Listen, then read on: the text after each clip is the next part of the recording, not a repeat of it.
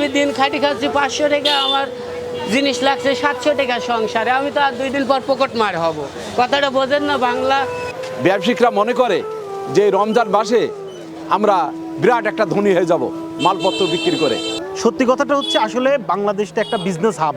অন্য দেশে রমজান আসে ইবাদতের জন্য, আর বাংলাদেশে রমজান আসে ব্যবসায়ীদের জন্য। বাংলাদেশের ব্যবসায়ীরা এই রমজান মাসকে 3 ভাগে ভাগ করে নিয়েছেন। প্রথম 10 দিন নিত্যপণ্য ব্যবসায়ীদের জন্য, দ্বিতীয় 10 দিন কাপড়ের ব্যবসায়ীদের জন্য। অর্থাৎ সারা বছরের মুনাফা এই 10 দিনে অর্জন করেন। এবং এই শেষের 10 দিন পরিবহন ব্যবসায়ীদের জন্য, যারা দূর দূরান্ত থেকে নারীর টানে ঘরে ফেরে তাদের থেকে টিকিটের মূল্য অতিরিক্ত ধরা হয়।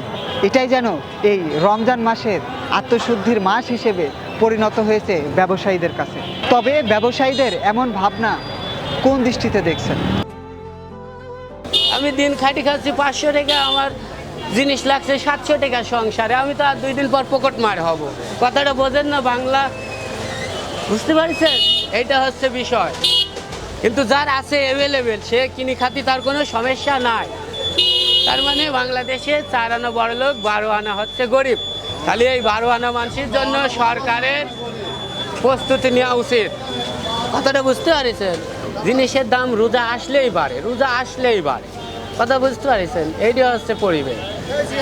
ব্যবসায়িকরা নিজ ইচ্ছা মতো দাম কষি দাম নিয়ে নিচ্ছে।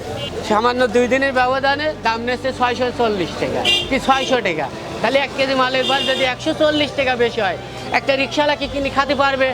রমজান মাসে যেমন ইরাক, ইরান, সৌদি, ঠিক আছে, আফগানিস্তান, পাকিস্তান, এদের হচ্ছে মনে করেন অর্ধেক 100 টাকা যদি জিনিসের দাম হয়, আপনার দাম নেবে 50 টাকা। রমজানের জন্য একটা মানুষের জন্য সুবিধা দেবে।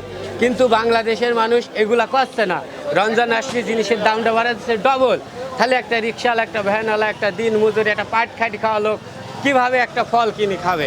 দেখবেন গতকালকেও একটা জায়গায় ভোক্তা অধিকার দপ্তর থেকে যে সেখানে লাঞ্ছিত হয়েছে। হ্যাঁ, তো এর কারণ হচ্ছে আসলে আমাদের বাজার নিয়ন্ত্রণ, শুধু আমরা মুখে মুখে বলি যে আমরা বাজার নিয়ন্ত্রণ করছি, আসলে এটা টোটালি একটা সিন্ডিকেট করে সব ভোক্তা পর্যায়ে যত জিনিস আছে সব কিছুর দাম ঊর্ধ্বমুখী করে রেখে দেওয়া হয়েছে।